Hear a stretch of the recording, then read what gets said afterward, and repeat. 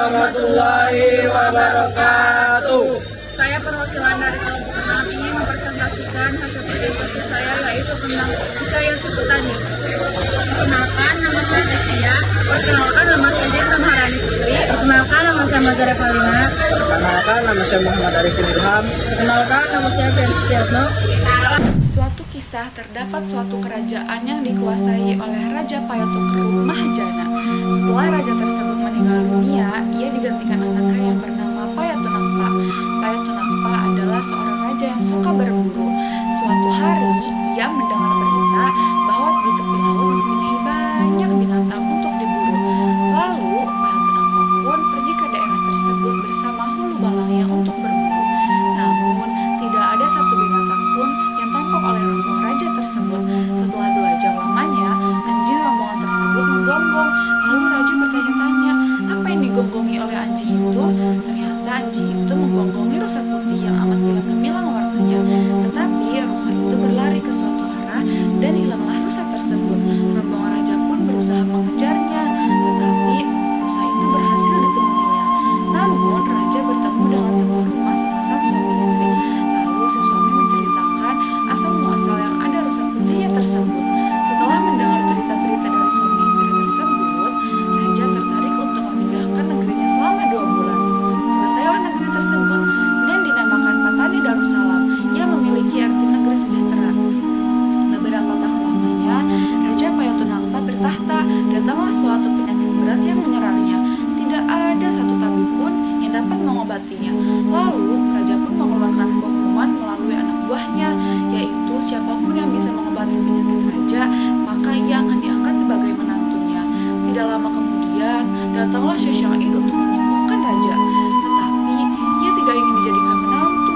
Ia hanya ingin raja menganut agama Islam jika raja sembuh. Lalu, raja pun menerima perjanjian tersebut. 7 hari lamanya, raja diobati, maka penyakit raja pun hilang. Tetapi raja melanggar janjinya kepada Syekh Syahid. Raja enggan memeluk agama Islam. Setelah 2 tahun lamanya, ternyata penyakit raja datang lagi. Lalu raja meminta Syekh Syahid untuk mengobatinya. Lagi dan lagi raja berkata akan sungguh-sungguh melaksanakan janjinya.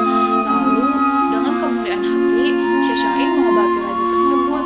Setelah 2 bulan, sembuhlah penyakit raja tersebut. Tetapi lagi-lagi raja melanggar janjinya itu.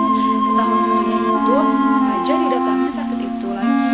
Bahkan lebih parah, raja pun memanggil Syekh Syahid untuk mengobatinya. Tetapi untuk kali ini Syekh Syahid ingin raja sungguh-sungguh dalam menepati janjinya itu. Jika tidak, raja tidak akan diobatinya lagi oleh Syekh Syahid tersebut.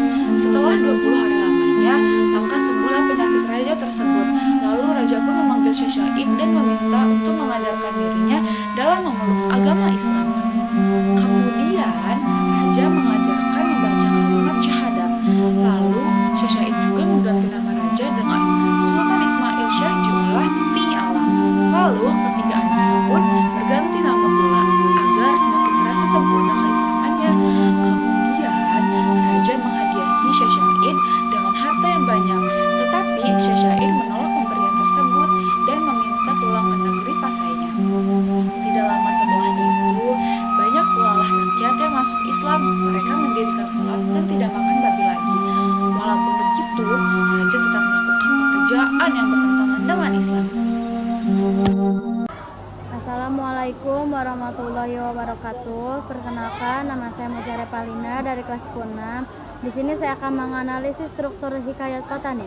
1. Ada orientasi. Orientasi adalah bagian awal atau perkenalan awal dari jalannya suatu cerita. Orientasi umumnya berisi pengalaman tokoh, latar belakang, suasana lingkungan cerita, tempat, dan waktu. Yang kedua ada urutan peristiwa. Urutan peristiwa adalah awal mula terjadinya suatu permasalahan yang sedang terjadi. Yang ketiga ada komplikasi. Komplikasi adalah puncak permasalahan yang dialami oleh tokoh cerita. Yang keempat ada resolusi. Resolusi adalah bagian pemecahan masalah yang sedang dihadapi oleh para tokoh. Coda adalah bagian akhir dari cerita. Unsur intrinsik hikayat petani. Tema kerajaan, tokoh dan penokohan. Payatu Nakpas suka berburu, ingkar janji, hanya patuh saat terdesak, raja yang baik.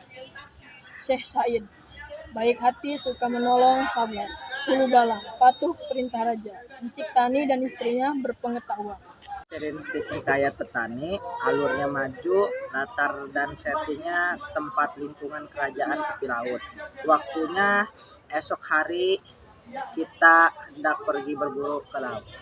Amanat, 1. Pentingnya gigih dalam berusaha. 2. Perlunya menolong orang yang membutuhkan. 3. Tegas dalam bersikap dan memiliki.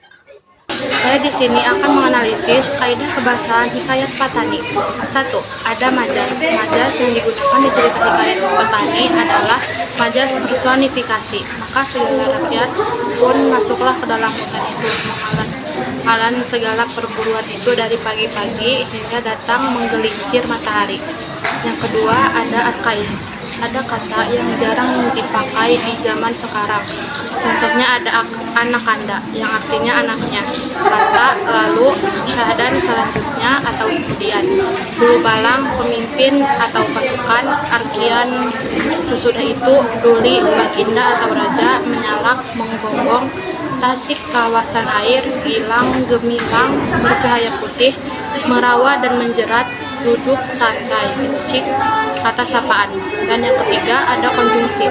Nah, konjungsi yang digunakan di cerita hikayat adalah temporal atau waktu. Contohnya, esok hari kita hendak pergi berburu ke tepi laut. Keesokan harinya, maka baginda pun berangkatlah dengan segala menteri hulu balangnya didirikan oleh rakyat sekalian. Sekian dari kami. Wassalamualaikum warahmatullahi wabarakatuh.